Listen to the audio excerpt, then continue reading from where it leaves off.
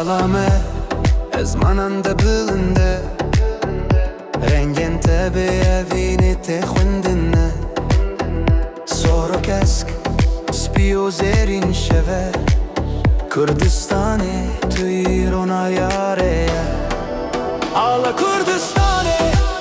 taca sereme Bxuyna şehidan hati xemilandin te Dinav baye azade tüdüfri Kurdun o bittere emi bigijin armance Sordu beje hezo berxadan Kes xoşiya xemezin didike Spi açtı o dilemeyi pake Zerin roj ronah yameya bihake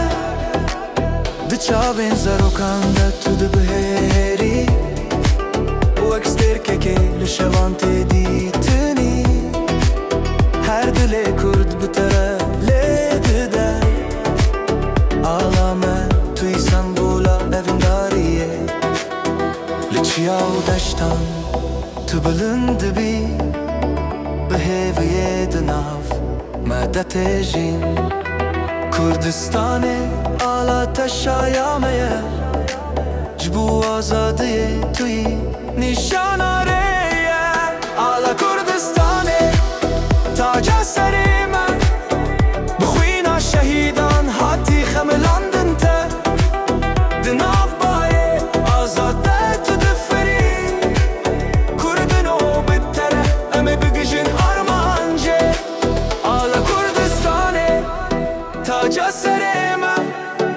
Bixwîna şehîdan hatî xemilandin te Di nav bayê azade tu difirî Kurdin o bittere em ê bigijin armance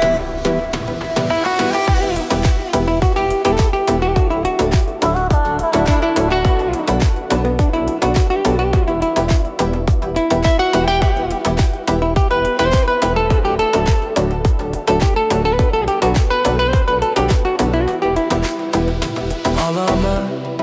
di dilê me de tê parastin Ji nifş bi nifş bi evînê tê ava kirin Kurdistanê bi te re em yekin Rojeke nû bi ronahiya te ve tê dîtin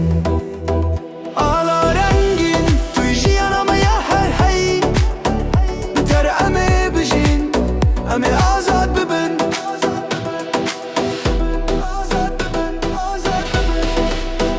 Bilin be Alama Bilin be Kurdistan